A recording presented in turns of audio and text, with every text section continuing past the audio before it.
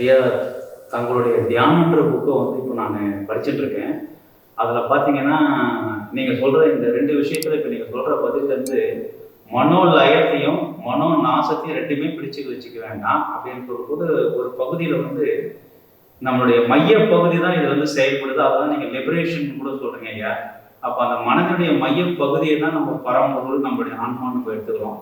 இதில் வந்து நான் வந்து ஆன்மான்னு போட்டு குழப்பிக்க விரும்பல. நீங்கள் தெளிவுபடுத்தணும் அந்த மைய பகுதின்னு அதை குறிப்பிட்டிருக்கிறது எதுன்னு தெரிஞ்சுக்கலாம்.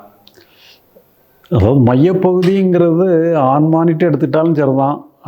அதாவது எல்லாத்துக்கும் ஆதாரமானதுன்னுட்டு எடுத்துக்கலாம். ரொம்ப போட்டு குழம்பிடக்கூடாது. மொத்தத்தில் வந்து உங்களை வந்து ஒரு ஒரு ஒரு கடலாக எடுத்துக்கிடுங்க. அது மையப்பகுதின்னுட்டு எடுத்தாலும் சரி, உங்களை மனசுன்னு எடுத்துட்டாலும் சரி, மொத்தத்தில் உங்களை ஒரு கடலாக எடுத்துக்கிடுங்க. அதில் வந்து ஒரு அலை அலையாக வந்துட்டு போகுது. அந்த அலைகள்ங்கிறது வந்து அதுதான் மனோலயங்கிறது.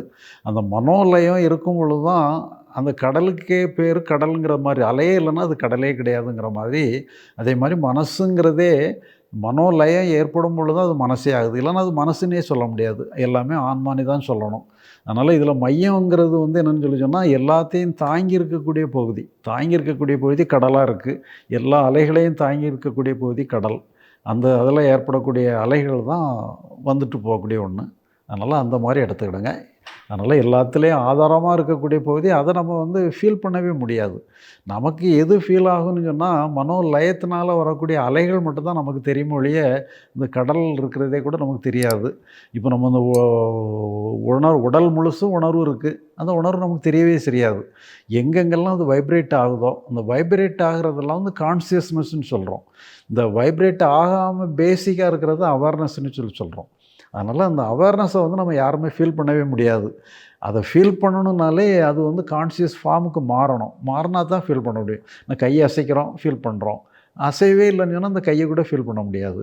ஒரு விரல் இருக்குது, 10 விரல் இருக்குது. 10 விரலும் எல்லாமே உணர்வோடு தான் இருக்குது. ஆனால் எதையும் ஃபீல் பண்ண முடியாது. நீங்கள் இந்த விரல் லேசாக அசைச்சிங்கன்னு சொன்னால் ஃபீல் பண்ண ஆரம்பிச்சிடலாம். அப்போது கான்ஷியஸ் ஃபார்முக்கு மாறும் பொழுது அதை ஃபீல் பண்ணிடுறோம்.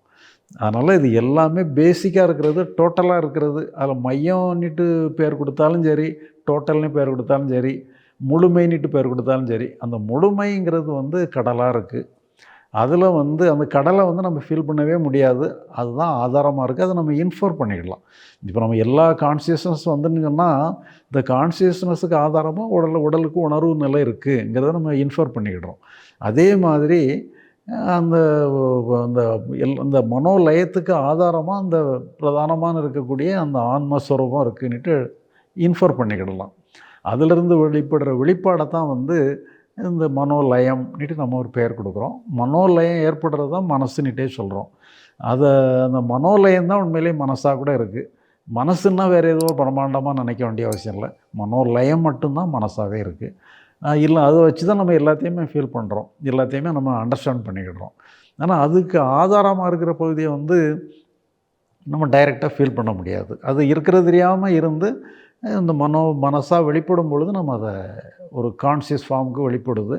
அதை நம்ம புரிஞ்சுக்கிடுறோம். அதனால் அந்த மாதிரி நம்ம புரிஞ்சுக்கிட்டா போதும்.